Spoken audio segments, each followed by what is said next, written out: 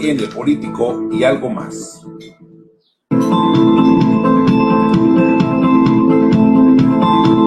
Es momento del análisis del acontecer nacional y regional, la vida política, las noticias y el análisis de AFN Político y algo más.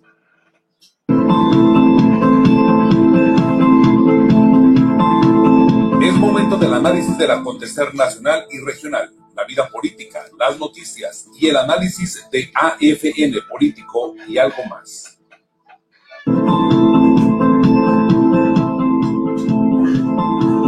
Es momento del análisis del acontecer nacional y regional, la vida política, las noticias y el análisis de AFN Político y algo más.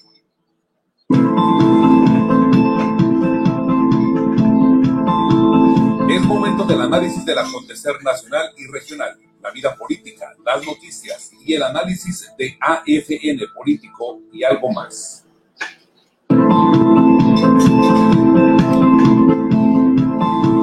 Es momento del análisis del acontecer nacional y regional, la vida política, las noticias y el análisis de AFN Político y algo más. ¿Qué tal? ¿Cómo están todos ustedes? Muchísimas gracias por acompañarnos en esta primera edición del día de hoy, ya miércoles 17 de junio del año 2020, llegando al mundo entero a través de estas plataformas de redes sociales en que tiene presencia Agencia Fronteriza de Noticias. Les recuerdo que transmitimos de igual manera a través del portal noticioso más importante de la región, Agencia Fronteriza de Noticias, en www.afntijuana.info, y les recuerdo que transmitimos regularmente en punto de las 3 de la tarde, en horario diferido, a través del canal 73 de CNR Estatal, esta plataforma que lanza al resto de Baja California, incluido Yuma, Arizona y San Luis, Colorado, pues esta señal que surge desde Tijuana, Baja California, para México y el mundo, con este AFN Político de hoy. Gracias a quienes ya se están conectando con nosotros, muchísimas gracias, son ustedes muy amables. El señor John Espinosa nos acompaña también esta mañana, muy amable, gracias. Fíjense que acaba de concluir el informe del gobernador. Se le cortó la transmisión, por cierto, la señal, ya cuando estaba terminando su reporte el secretario de Salud, el doctor Alonso Pérez Rico. Nos quedamos con las ganas de escuchar el reporte de Fisamex.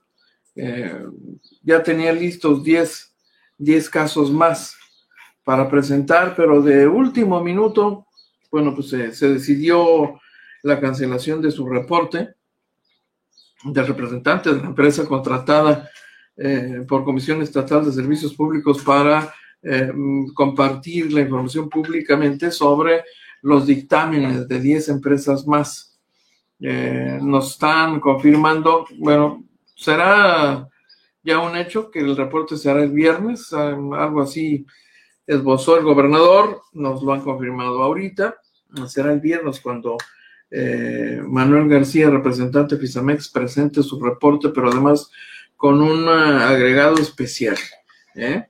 Hoy el gobernador de Baja California hace algunos momentos dijo también que de manera específica en el caso del aeropuerto ya se abrió el expediente correspondiente a las acciones legales que se habrán de emprender contra la administración del aeropuerto por la contaminación, por el delito ambiental de verter desechos químicos en las aguas, que además está lanzando al cauce de el cañón del Pastején, a la altura de la anexa Lomas Taurinas, que es donde nace justamente así en el lindero del terreno de la empresa.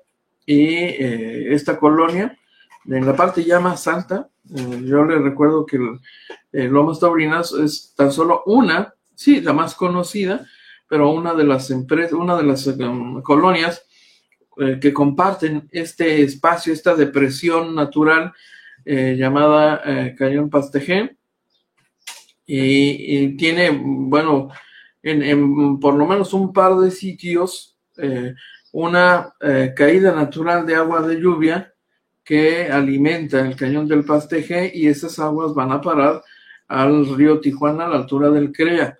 Lo hacen a cielo abierto desde que nacen estas subcuencas, y a la altura del centro comercial, lo que se conoció por años como Centro Comercial Limón Libertad, al pie de la postal, ahí donde está el puente del ferrocarril.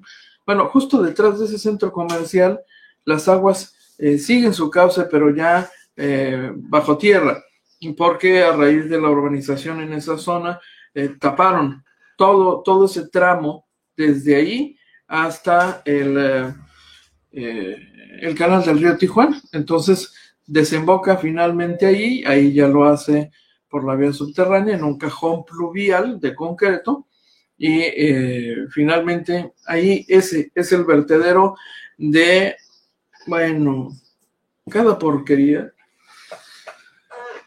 que de verdad es impresionante, ¿no? Hay gente muy cochina ahí, sí, muy cochina, ¿no? Irresponsable, sí, muy irresponsable. Entre los vecinos de esa zona sí los hay. Son los responsables de mucha de la porquería que va a parar al canal del río Tijuana. Me consta, lo conozco muy bien el terreno, conozco muy bien cómo funciona toda esa zona, la historia que ha tenido ese lugar, que se convirtió en algún momento en un basurero colosal, increíble. Toneladas y toneladas de basura que la gente cochina de los alrededores, no todos por supuesto, pero una buena cantidad, estuvo formando, amén de el comportamiento impune de algunas empresas que ahí descargaban su basura. Y esto con independencia de la actuación del crimen organizado, que más o menos a la altura del centro urbano 70-76, por ahí por esa zona, tenía acceso a esa parte alta del Cañón del Pastejé y lo convirtió en el basurero de cadáveres favorito por mucho tiempo. Después hubo ahí un esfuerzo enorme del que soy testigo directo por limpiar.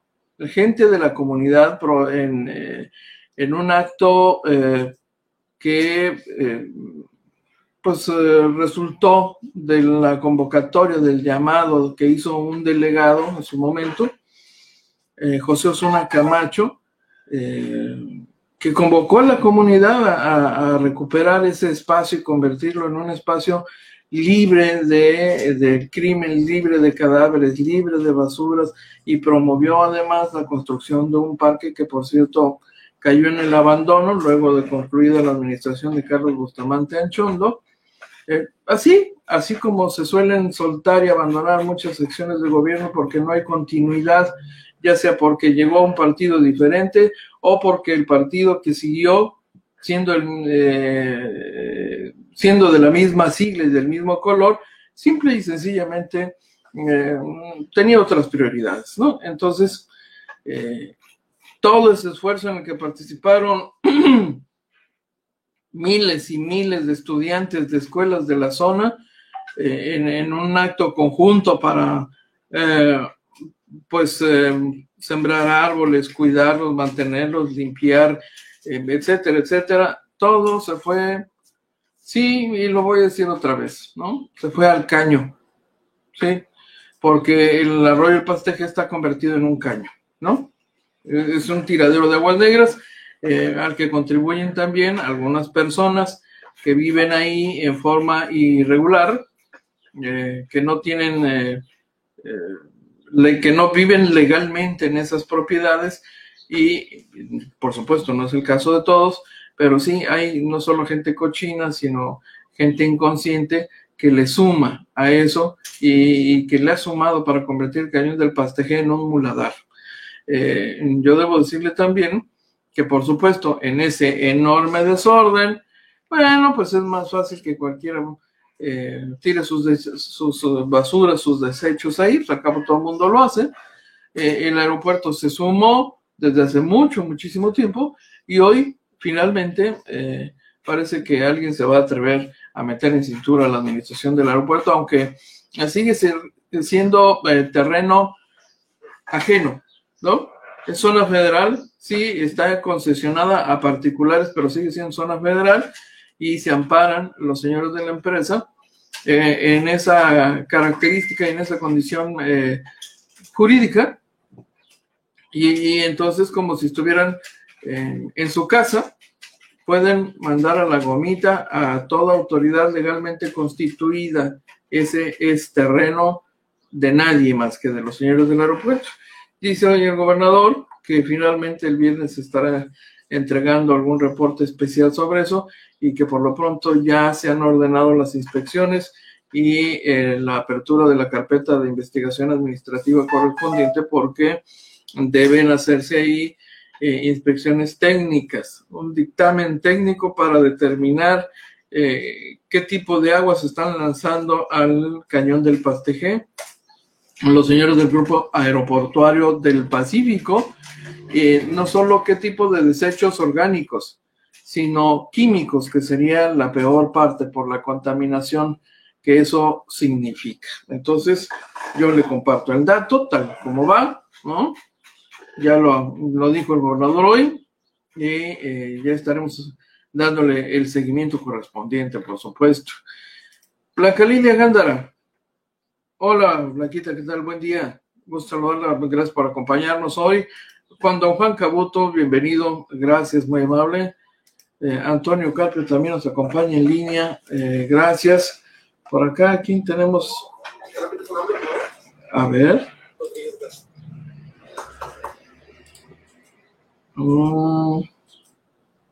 Hombre, qué amable, muchas gracias. Oiga, la cosa está aquí en Tecate, ¿eh?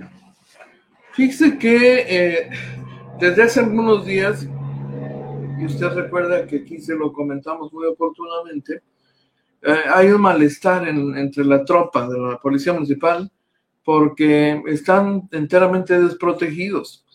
Tan molestos están, ustedes recordarán, le compartimos aquí un video de un momento bochornoso, de verdad bochornoso para la administración municipal, cuando en los servicios funerarios de dos policías asesinados, el resto de la corporación, fíjense nada más, esto es gravísimo.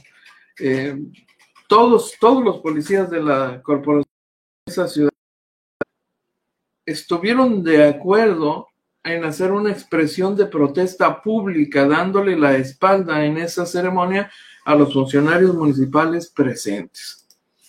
No estuvo la alcaldesa presente, habría sido todavía más vergonzoso para doña Zulema Adams que en su rostro la policía municipal le diera la espalda en rechazo a la falta de atención a su problema de no cobertura de los servicios más esenciales, las prestaciones más esenciales.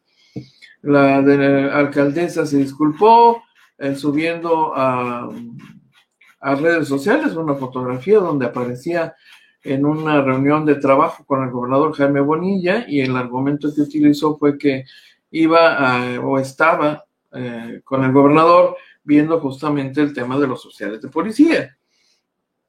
Recuerda esa escena, grabada está y se la compartimos aquí, de ese acto de los oficiales de policía que vemos por primera vez en muchísimos años en un cuerpo policíaco del estado. Es el primero de su tipo que yo recuerdo, lo que le habla pues del hartazgo de los oficiales de policía desprotegidos, sin servicios suficientes, porque el gobierno municipal de Tecate simple y sencillamente todavía le debe dinero, y mucho dinero, muchos millones de pesos, al ISTECALI, el Instituto de Servicios de Seguridad y de Salud a los trabajadores del Estado, de Iztecali. En vista de la falta de pago, bueno, pues Iztecali dice, pues no, me debes dinero, no tienes derecho a recibir los servicios, y los policías están desprotegidos, y promovieron a partir de ese día una serie de acciones, incluido un amparo para obligar al gobierno municipal a pagar al Iztecali los servicios correspondientes, porque siguen así desprotegidos, no reciben servicios médicos, es lo que han estado denunciando.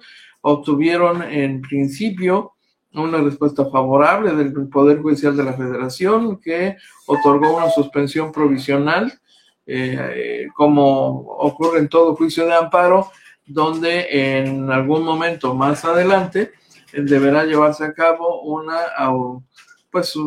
resolución definitiva, una audiencia constitucional.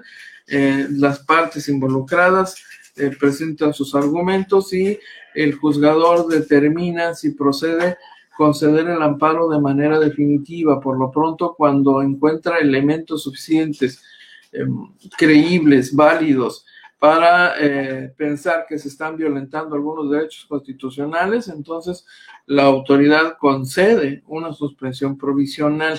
En esta etapa están los policías municipales, que en un par de horas más estarán ofreciendo una conferencia de prensa, mientras pues el ayuntamiento sigue sin dar los resultados que se requieren en esta materia. Entonces, como si no fuese suficiente los problemas que tiene la administración municipal, está encima de todo esto el reclamo de los derechos más elementales de quienes tienen en sus manos la responsabilidad de garantizar la integridad patrimonial y la vida y la seguridad personal de todos los habitantes de la comunidad.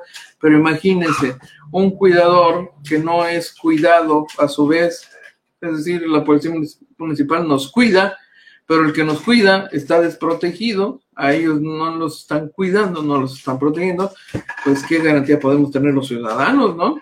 Evidentemente están haciendo un trabajo, pero pues prácticamente bajo protesta, porque no están recibiendo los mínimos indispensables para cumplir su tarea. Es así de simple, ¿no? Es como en cualquier empresa, si no le da las herramientas indispensables para hacer su tarea, pues difícilmente tendrá autoridad para exigirle los resultados. Es el caso del ayuntamiento. El ayuntamiento es el patrón, oficialmente es el patrón registrado. Entonces, el patrón no solo le está quedando mal a su personal, pues sí, sino con ello también está quedándole mal a sus gobernados, a los ciudadanos de Tecate. Ya no fue posible, hombre, tener plática con la alcaldesa Zulema Adams. Lo intentamos y mire, una y otra vez, y no fue posible. Debe estar muy ocupada, abrumada la señora alcaldesa, seguramente, que no ha sido posible tener unos minutitos de plática con ella. En fin, ya veremos. Ahora sí se pusieron de acuerdo Federación y Gobierno del Estado con sus números y estadísticas. Tijuana va a la baja en contagios COVID. Sospechosismo de mi parte. Sospechosista el señor Antonio Carpio. Pues sí, hombre. Le comparto el dato, efectivamente. El reporte de hoy fue consistente.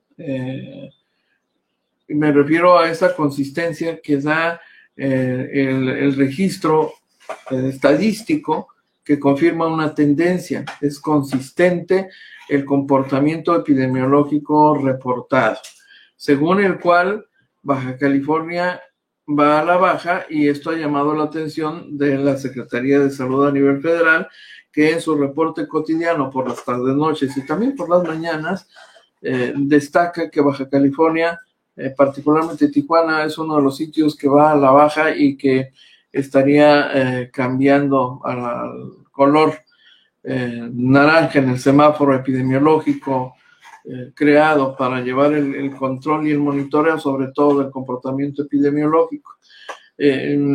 Hoy el reporte del secretario Alonso Pérez Rico confirma que Tijuana, por ejemplo, ya dejó de ser el segundo lugar en cantidad de muertos. aunque seguimos a la alta, pues hemos seguido a la alza en cuanto al acumulado, pero en el promedio diario de víctimas fatales, finalmente Tijuana, Baja California, ha confirmado esa tendencia. Ya somos tercer lugar, dejamos de ser el segundo. A nivel nacional también hay que decirlo, se ha disparado la cantidad de víctimas fatales, enorme la cifra, y es más, no sé si se la puedo dar por aquí, es un total de 18,000 muertos, más de 18,000 muertos y 154,000 casos contagiados, casos de contagio confirmados ya. No es poca cosa. En Baja California andamos en más de 1,500 muertos. Más de 1,500 muertos. Sí, suenan como a un número más, una simple estadística, pero cada número es una familia golpeada por la crisis de salud. Cada número representa a un padre de familia, una madre de familia, una hermana, un tío, un sobrino, un abuelo. Son 1,500 personas muertas. Y la cifra de contagiados nos sigue manteniendo en el tercer lugar nacional, en la estadística nacional, pero la tendencia es a la baja. Dos cosas llaman la atención del reporte del secretario Pérez Rico. Ensenada y San Quintín van para arriba, están en un foco rojo. En San Quintín particularmente, según este reporte. Mexicali ni se diga, por supuesto, es el centro de la pandemia. La cantidad de casos revela que la gente no está atendiendo las recomendaciones sanitarias y el riesgo, bueno, pues es ese, ¿no? El pago, el costo de ignorar las medidas sanitarias es eso. Mayor cantidad de contagiados y mayor cantidad de víctimas y, desde luego, un riesgo mayor de contagio. Más gente sale, sobre todo sin las medidas de precaución, más gente se contagia, más gente muere. Tan es así de simple la ecuación. Entonces, con excepción de Mexicali, en la zona costa, en Tijuana, Tecate, Rosarito, que son las dos ciudades hermanas que reflejan lo que pasa en Tijuana en automático, se ha mantenido en buen nivel aceptable y una tendencia a la baja, pero bueno, pues así están las cosas hasta este momento. Yo le quiero compartir también que según este reporte, había una conferencia de prensa con el secretario de Economía.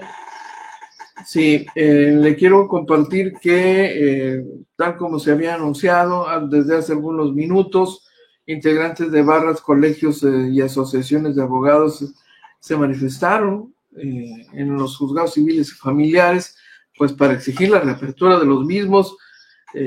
Son 3 meses ya de suspensión de actividades físicas, ¿no? La maestra Roxana Herrera Telles, presidenta de la Barra Estatal de Abogados Libres, dijo que el gremio de litigantes ha sido uno de los más afectados económicamente en el cierre de los tribunales a causa de la emergencia sanitaria.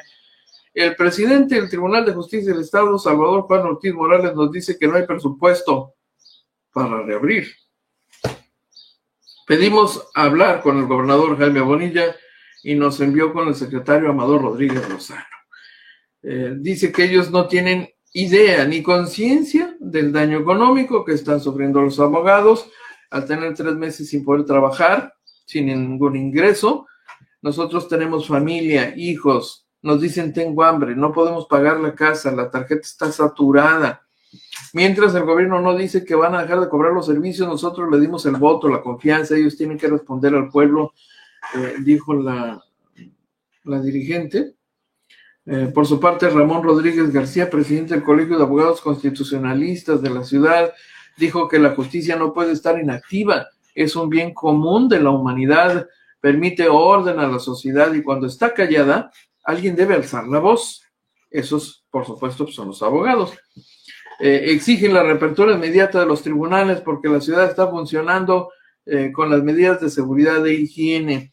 Dice que están conscientes de que se deben tomar medidas de sanidad y han hecho propuestas al magistrado presidente del Tribunal Superior de Justicia del Estado para dar el paso siguiente, pero han sido ignorados. Los dirigentes de diversos colegios criticaron que se permita la reapertura de giros comerciales mientras los juzgados siguen cerrados, y más aún, que no se inicien las actividades de forma electrónica. La doctora María Isabel Díaz Montes, presidenta del Colegio de Abogados de Tijuana, se pronunció por la desaparición del Consejo de la Judicatura, y mire que esta propuesta de gobierno del Estado, que está en manos del Congreso, de la legislatura local, no ha tenido, así en términos generales, una buena recepción en la comunidad jurídica. No están muy de acuerdo con esto, pero la presidenta actual del Colegio de Abogados de Tijuana, que es el colegio más antiguo del estado, se pronunció por la desaparición del Consejo de la Judicatura, cuyos integrantes se han opuesto a permitir la apertura de los tribunales del estado. No sabemos si su posición tiene que ver o es simplemente una expresión de rechazo a los integrantes del Consejo por no permitir la reapertura, o porque de verdad encuentran justificable desaparecer el Consejo de la Judicatura, porque son dos cosas diferentes, hay que decirlo con toda franqueza. El tema no ha sido profundizado, yo debo decirle, y en parte la causa de esto pues es la pandemia, la emergencia sanitaria, que ha impedido la reunión como antes, la actividad social en la que veríamos como normal que los abogados convocaran a una gran reunión de trabajo de todo el estado para analizar esa iniciativa que pretende desaparecer el Consejo de la Judicatura, a fin de discutir con argumentos sólidos y fundamentados los pros y contras de una decisión de esta, como la que promueve la administración del ingeniero Jaime Bonilla Valdés, y que ha sido planteada al Congreso de Baja California. El hecho finalmente es que los abogados están muy molestos, queda claro con la exposición de la doctora María Isabel Díaz Montes. Esencialmente el argumento central que han estado manejando no es solamente de, oye, necesito trabajar para sostener a mi familia. El otro argumento es, oye, la justicia es una actividad esencial. Es así de simple. Se niega un derecho humano a la ciudadanía de tener acceso a la justicia porque los señores se niegan a operar. Por ahí estamos viendo en imagen a dos presidentas de colegios de abogados, Teresita López Angulo y la doctora Díaz del Colegio de Abogados de Tijuana. Bravas las señoras, duras, peleoneras. Tradicionalmente las señoras tienen ese carácter que las identifica de inmediato. Son peleoneras, no creo que se contienen para ir a defender lo que consideran justo. Entonces, las abogadas empoderadas ahí, ¿no? Las mujeres empoderadas. Interesante esta expresión, esta manifestación de hace algunos minutos ahí en los juzgados. Están a la altura de la colonia 20 de noviembre de Tijuana, sobre la vía rápida. ¿Ya tan rápido? ¿Cómo? Que nos tenemos que ir a la pausa. Yo debo saludar antes que nada a... Dice Armando Fidel Ramos Hernández, saludos desde el norte de California. Dice Armando Fidel Ramos Hernández. El próximo lunes 22 de junio es una fecha importante en Baja California. Sí, hace 109 años los bajacalifornianos recuperaron el control, la soberanía, digamos, ¿no? Se defendió en nuestro estado originario de la Baja California por hombres valientes y fuerzas del ejército mexicano.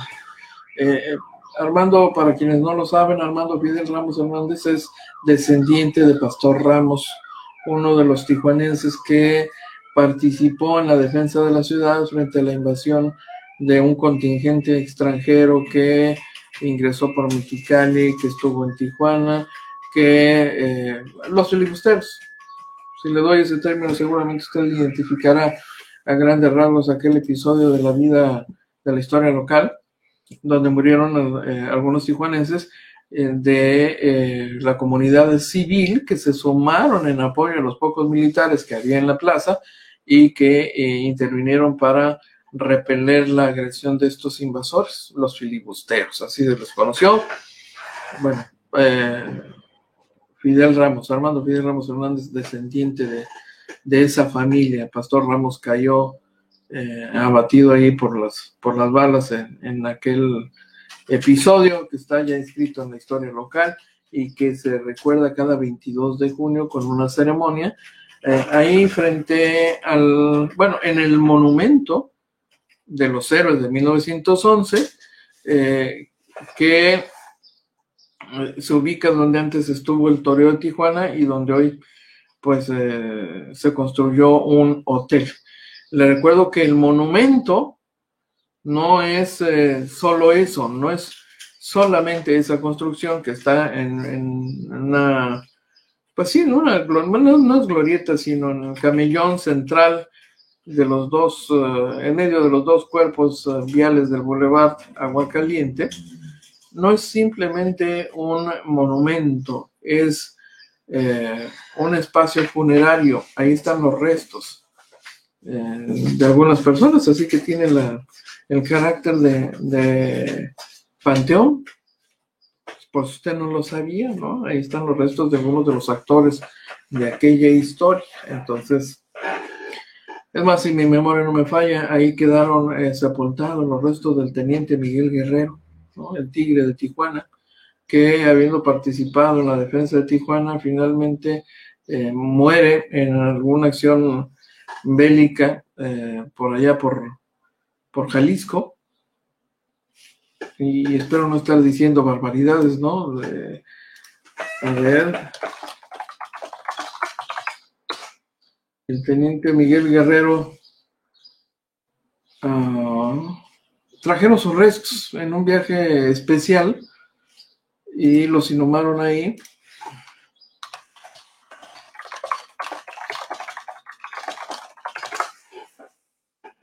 A ver. El amor eterno de la profesora Rendón Parra, si mal no recuerdo, ¿no? Es una de esas historias especiales. Se develó incluso una placa el año pasado, una placa memorial en el Parque Teniente Miguel Guerrero, en honor a él justamente, en julio, hace casi un año. Así que esta vez no habrá ceremonia, pues estamos en plena pandemia, están suspendidos los eventos, los actos públicos, cualquier congregación de personas, y siendo este un evento de calendario cívico de la ciudad a cargo del gobierno municipal tradicionalmente, pues no puede ser la autoridad la primera en romper con las prohibiciones y las restricciones de carácter sanitario. Así que así están las cosas. Oiga, nos vamos a ir a una pausa y regresamos, pero rapidito, porque tenemos más, por supuesto que sí. Yo también tengo prisa. A ver, ¿dónde andas? Aquí está, yo sabía. Juana tiene prisa de comunicación efectiva y atención oportuna. Regístrate en nuestro chat de WhatsApp oficial. Agrega a tu celular el número 664-349-9843 y envía un mensaje a través de la aplicación. Automáticamente estarás recibiendo la información que acontece en este 23 ayuntamiento de tu ciudad. Agencia Fronteriza de Noticias llega este 15 de mayo de 2020 a 17 años.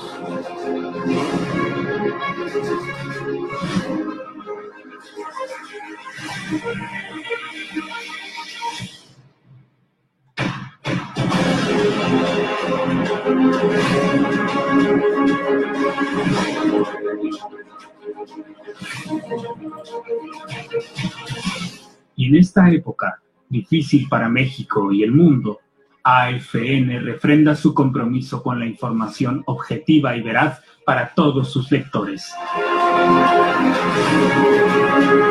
Agradecemos el apoyo mostrado hasta ahora y vamos por más.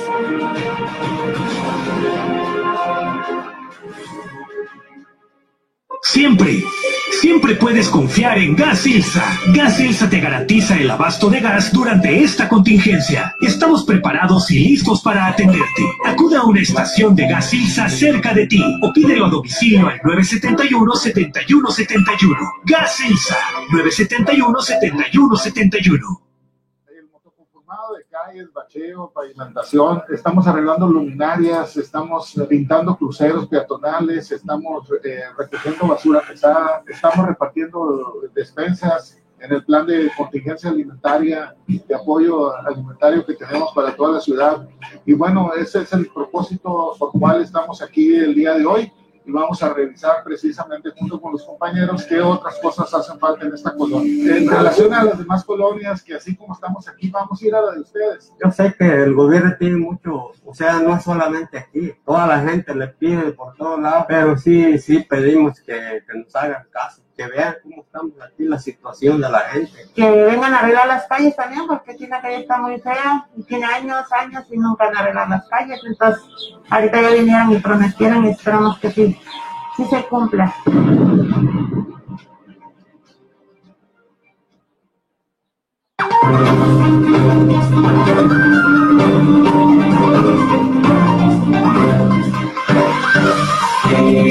Información en el mundo y la región. Información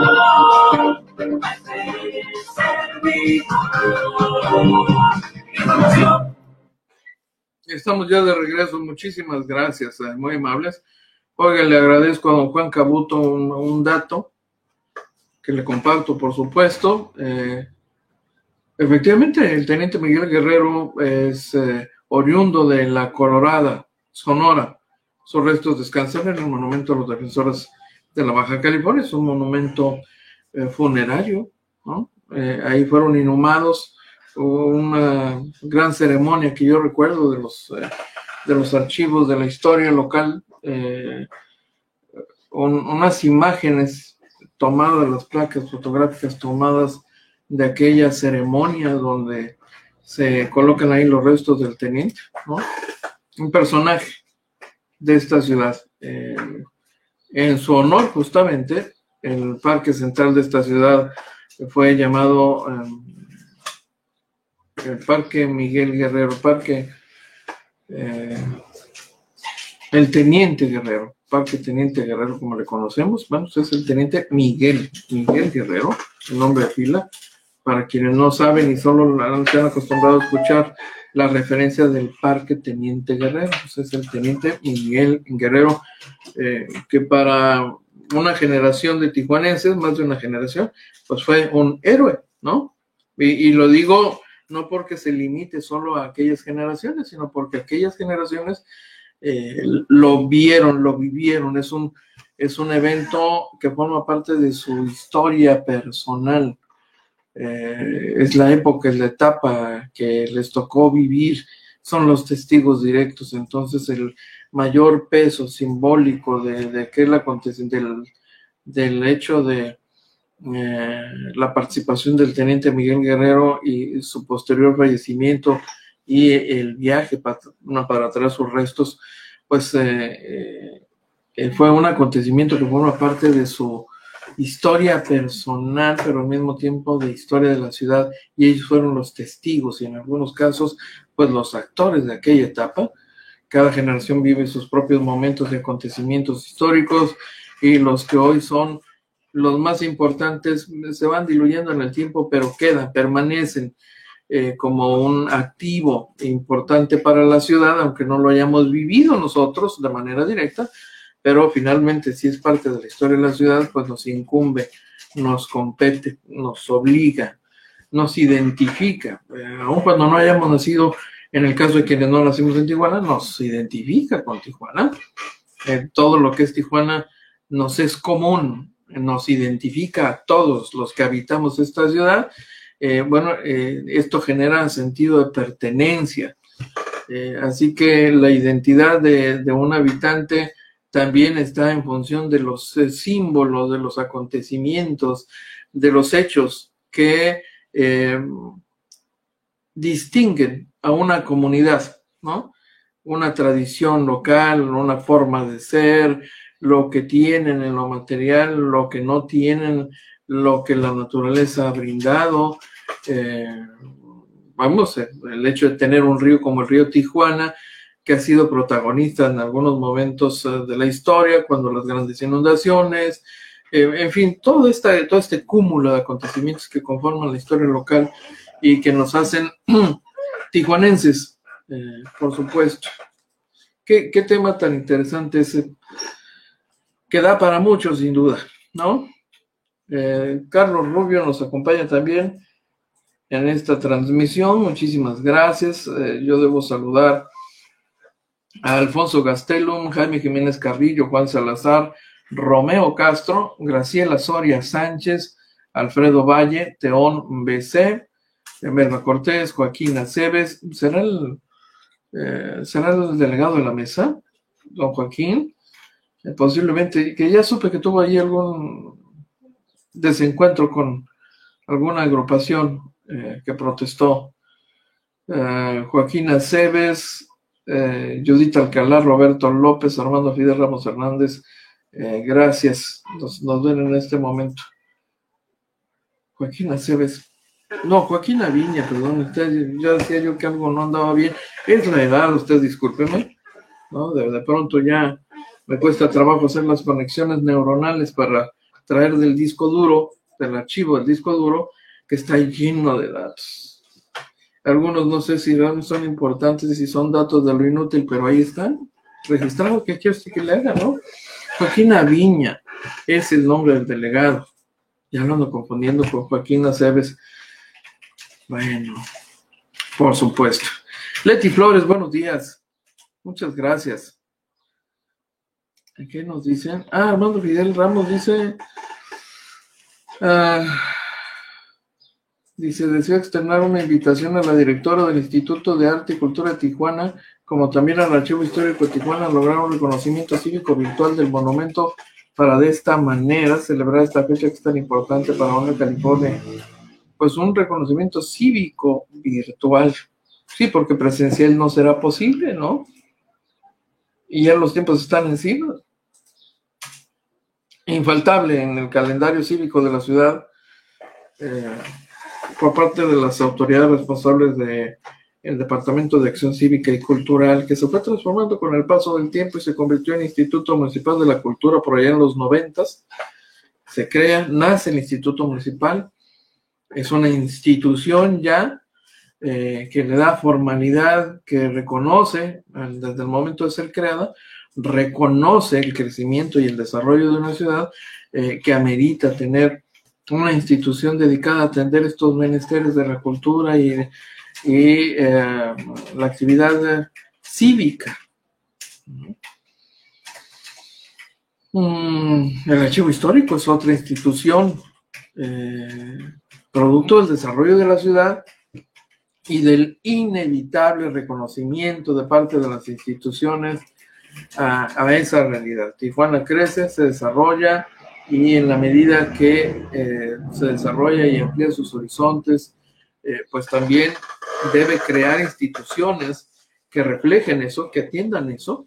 Así nace el Archivo Histórico, que ya tiene una década, ¿no? Fue creado por el entonces responsable Leobardo Sarabia Quirós, ¿no? Que ha sido un promotor cultural, que ha ocupado cargos en materia cultural. En la vida institucional ha contribuido a la creación de este tipo de instituciones. Es editor de publicaciones, tiene un festival ya también convertido en una tradición, un festival que este año evidentemente no va a existir por razones de la pandemia, pero que también contribuyó a la creación de instituciones, al fortalecimiento institucional en materia cultural, no solo en la ciudad, también en el estado. Ha trabajado en este ámbito en la administración estatal, a veces como funcionario del área de cultura, a veces como asesor, consultor externo, haciéndose cargo de programas específicos, de proyectos específicos. Pues es un activo de la ciudad, como muchos otros promotores y artistas de la ciudad. Oiga, Leti Flores, buenos días. ¿Gusto saludar a Leti Flores? Muchas gracias. Oiga, no puedo dejar de compartirle esto que debido al cúmulo de material se nos había quedado rezagado, pero está como un pendiente que deseamos subsanar. Se trata de las acusaciones delicadas, serias, que le hizo el gobernador a Carlos Armando Reynoso Nuño, este hombre que fue funcionario estatal panista muchos años, fue funcionario de la Secretaría de Gobernación, fue secretario de Desarrollo Social del Estado, un personaje controversial, en fin, finalmente, cuando el gobernador del estado hace unos días lo exhibe prácticamente como jefe de una mafia de casinos y habla de que está pidiendo a la presidencia de la República se reabran expedientes que le podrían resultar en algún tipo de responsabilidad legal a Carlos Reynoso, pues estaba pendiente la respuesta de Carlos Reynoso y se la quiero compartir textual para que conozcan los argumentos esgrimidos por este exfuncionario panista. Con relación al video donde el gobernador del estado, Jaime Bonilla Valdés, se refiere a mi persona de supuestamente encabezar una mafia de casineros y de dizque haber otorgado permisos cuando laboré en la Secretaría de Gobernación. Asimismo, lo que menciona sobre los lamentables hechos ocurridos en el Casino Royal de Monterrey, donde perdieron la vida 52 personas, y otros temas, me permitió aclarar lo siguiente. 1.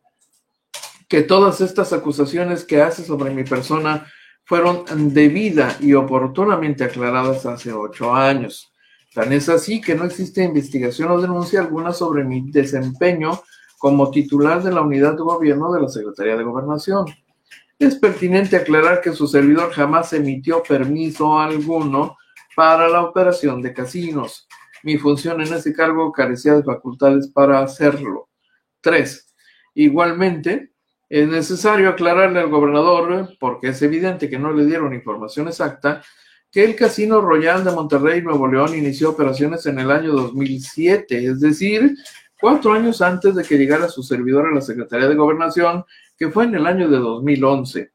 Habría que recordarle al gobernador que dicho lugar fue incendiado por delincuentes pertenecientes al crimen organizado del Cártel del Golfo, por virtud del cual se realizó una minuciosa investigación en la cual participé con el procurador de aquella entidad para detener y meter a la cárcel a los delincuentes que perpetraron estos delitos como consecuencia de que el propietario se negó a pagarles piso. Este episodio negro de la vida nacional fue ampliamente difundido, comentado, es más, sirvió de historia base para el guión de una película específicamente sobre ese hecho. 4. Deseo manifestar que no pretendo entablar debate o polémica con el ingeniero Bonilla por la investidura de gobernador que ostenta. Sin embargo, considero que la opinión pública debe estar bien informada y es evidente que fue indebida y maliciosamente informado sobre estos temas que no están sustentados en la realidad. 5. Respecto al conflicto de la cervecería Insurgentes, ubicado en la zona Río de Tijuana, efectivamente, dicho negocio pertenece a familiares. Es erróneo mencionar que yo autoricé los permisos para su operación, pues carezco de autoridad y facultades para hacerlo. Además, hay que aclarar que su instalación ha cumplido con todos los requisitos de ley y no se ha violado disposición legal alguna para su operación. Este es un tema suficientemente manejado en los medios de comunicación. 6. de acuerdo a lo que pudimos observar en el video, la molestia del señor gobernador hacia mi persona se debe a las críticas que he emitido respecto a las políticas y acciones del gobierno federal y del presidente de la República, que ciertamente, al igual que millones de mexicanos, muchas de ellas no comparto, estas las he emitido en mi ejercicio de libertad de expresión y con pleno respeto, siempre preocupado por el desarrollo de nuestro país. Resulta incongruente que por virtud de hacer valer el derecho a expresar mis ideas sobre el desempeño del presidente de México, se pretenda desprestigiar mi imagen con argumentos que están suficientemente investigados y juzgados, sobre todo cuando se manejan datos y hechos desapegados a la realidad. Cantan, Carlos Reynoso se lava las manos, esencialmente lo que dice, pues no quiero pleito, no quiero problema, ¿no? Porque además, y en eso creo que tiene razón, los señalamientos del gobernador Jaime Bonilla Valdez pues, son señalamientos genéricos, no son precisos. Y también hay que decirlo, por su propia formación, un abogado que conoce muy bien del alcance jurídico de las palabras y las afirmaciones, con la mano en la cintura puede defenderse de los argumentos presentados por el gobernador. Sí, pues, claro que sí. Frente a argumentos así genéricos, pues es difícil, ¿no? Es hasta ocioso responder señalamientos genéricos. Así que uno entiende que no tuvo mayor problema en despacharse la respuesta así, ¿no? Si hubiese sido más preciso el gobernador Jaime Bonilla, habríamos conocido datos más interesantes.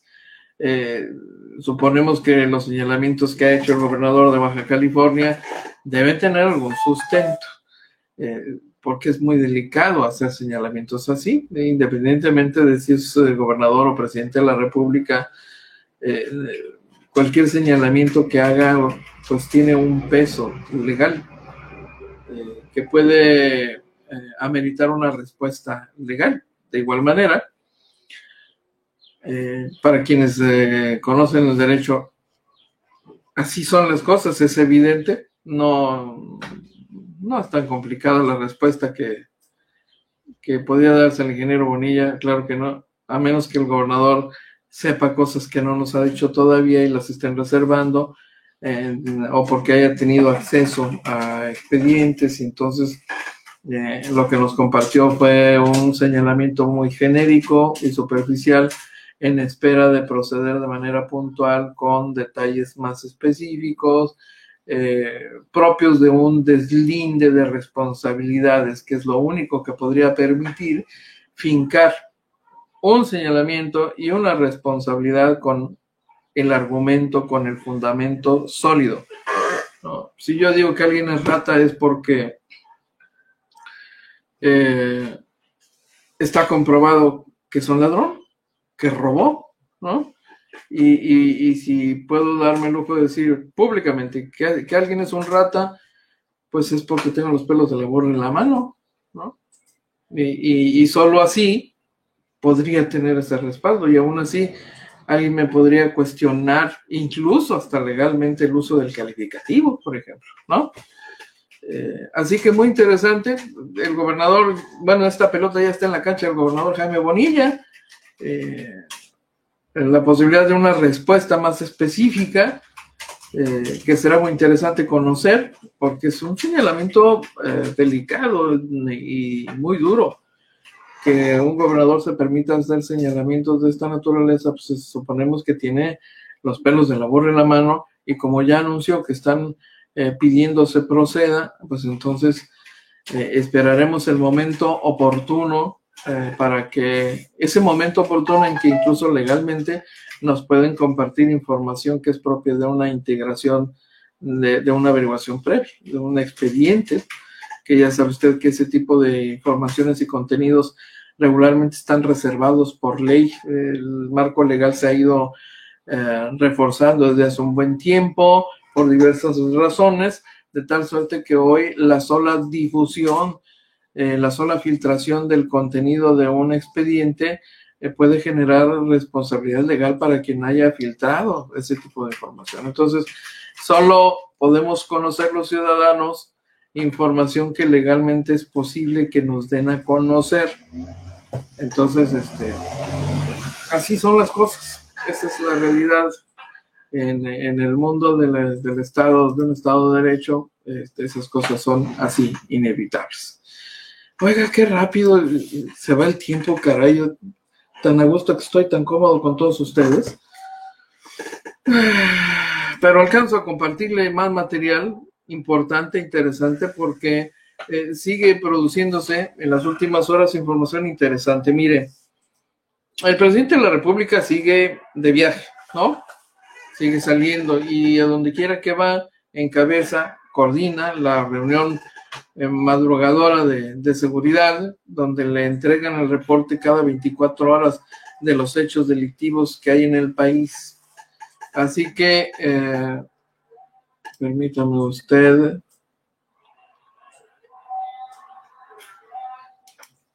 Hacer este ajuste. Y entonces le comparto el dato de que según este reporte, este informe, ¿a dónde se fue? Mire, el duende traviesillo anda haciendo de las suyas, ¿eh? Pero aquí está finalmente. Es una información que surge en Puebla. Y según este reporte, el estado de Baja California se ubica en segundo lugar a nivel nacional en el número de homicidios dolosos durante la presente administración federal, con un total de 3,634 casos registrados hasta el día 30 de abril. Estos son los datos estadísticos del Secretariado Ejecutivo del Sistema Nacional de Seguridad Pública. Nos gana Guanajuato con 4,140 y en tercer lugar, pues el Estado de México con 3,619 según el informe presentado esta mañana por el secretario de la Defensa Nacional, el general Luis Crescencio Sandoval González, que participó en la conferencia de prensa mañanera del presidente López Obrador allá en Puebla, ¿no? Estuvo presente el gobernador poblano emanado de Morena, Miguel Barbosa, el controversial Miguel Barbosa, y según esta estadística, Baja California registra un promedio de 109 homicidios y medio dolosos por cada 100,000 habitantes, con una media nacional de 34,24 casos, y también está en segundo lugar en la totalidad de delitos cometidos de enero a abril, con 900 delitos por cada 100,000 habitantes. Así que, pues será el sereno en los hechos. Los números hablan y confirman lo que ya sabemos aquí los bajacalifornianos localmente, que el tema de la seguridad pública ha sido uno de los grandes pendientes de estas administraciones emanadas de la 4T, ¿no? Un cuestionamiento tan severo, era el principal cuestionamiento a los gobiernos del PAN. Bueno, sigue siendo una de las problemáticas más severas, que es un tema que está opacado por la crisis de salud que vivimos, pero eso no lo elimina, solo deja de visibilizarlo, nada más. Pero el hecho de que no se le visibilice no quiere decir que no existe. Esa es una realidad y ahí está estadística que lo confirma. Sí, señor. Francisco Joaquín Rico Murrieta.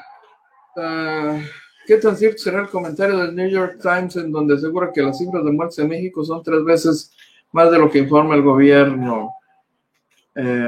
Bueno, ya sabemos todos que hay una controversia nacional por este tema. Las autoridades lo que han reconocido es que la cantidad de personas contagiadas es por lo menos 8 veces más de las que se han confirmado, porque no se han aplicado pruebas diagnósticas de manera general. Entonces solo se aplican a las personas que van a un hospital porque se sienten mal, y entonces se les somete a la prueba, y a partir de eso se determina si son positivos o no en el contagio.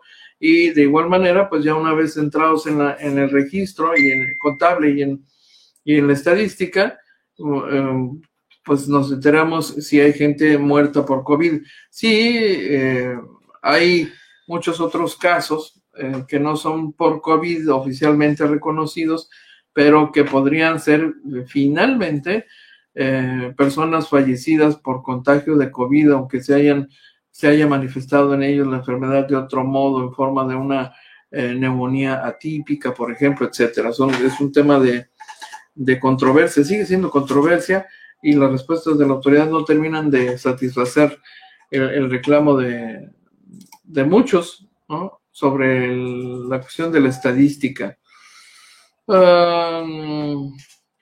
Pastor Ramos, dice Antonio Carpio, Pastor Ramos, transportista, Servicio Público Federal de Carga, sí, que tenía su yarda y taller en la calle 11, sí, detrás de Correos, sí. Efectivamente, Pastor Ramos, a quien conocimos, fue presidente de la Cámara de Transporte de Carga Regular, así se llamaba la Cámara. En algún momento fue el presidente, Pastor Ramos, Raúl Pastor Ramos, era descendiente, ¿no? Hijo de Pastor Ramos, aquel Pastor Ramos que murió en 1911. Efectivamente, estamos hablando de la misma familia. Armando Fidel Ramos es descendiente de esta familia, efectivamente. Rosita Watts, un gusto de saludarla. Gracias por acompañarnos. Norma Martín también, la seguridad, talón de Aquiles de todos los gobiernos federales, estatales y municipales. No han podido con eso. No, Normita, y menos en esta condición de pandemia donde la prioridad evidentemente ha sido otra, ¿no? La vida, la preservación de la vida. Leopoldo Jiménez nos acompaña. ¿Será el exdelegado de la presa? El doctor Leopoldo Jiménez. Tengo curiosidad. Los saludamos, gracias por acompañarnos. Lupita Gallardo también. Rizo Comunicación nos acompaña en esta transmisión. Daniel Chavira Beina también, muchísimas gracias. A ver, Leopoldo Jiménez. Ya me hizo pensar. ¿Qué habría pasado con el doctor Jiménez, por cierto? No sé si falleció o no. Leopoldo Jiménez, alguien que un tijuanense que se convirtió en servidor público en los gobiernos del PAN. Él perteneció al Partido Acción Nacional.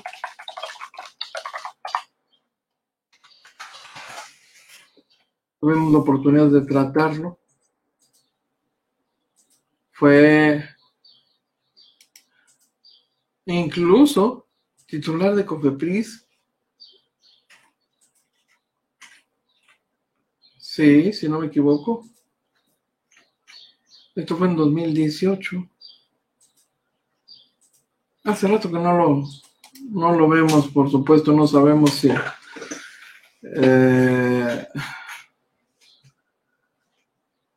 estamos ante el propio doctor. Ya lo sabremos con toda seguridad más adelante. Ya lo confirmaremos. Por lo pronto, oiga, me pesa decirle que ya me tengo que ir, ¿no? Si ya desayunó, que bien, lo celebro. Si no, si apenas va a desayunar, provechito. Nos vemos en punto de la 1 de la tarde para la segunda edición de AFN Político y Algo Más. Es un privilegio, siempre un privilegio poder contar con su sintonía y agradecer que siga usted informándose aquí a través de Agencia Fronteriza de Noticias, el portal noticioso líder en el noroeste del país. Nos vemos en punto de la 1 de la tarde. Que tenga una excelente mañana. Por hoy, lo invitamos para que nos siga de lunes a viernes de 12 a 1 de la tarde por este canal. Agencia Fronteriza de Noticias es el portal de noticias más influyente y que sí se lee. Y es todo por hoy. Lo invitamos para que nos siga de lunes a viernes, de 12 a 1 de la tarde por este canal. Agencia Fronteriza de Noticias es el portal de noticias más influyente y que sí se lee.